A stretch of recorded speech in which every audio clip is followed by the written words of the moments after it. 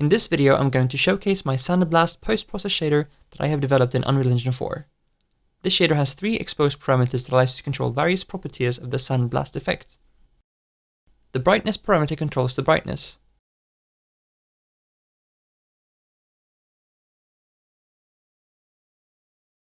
The contrast parameter controls the contrast.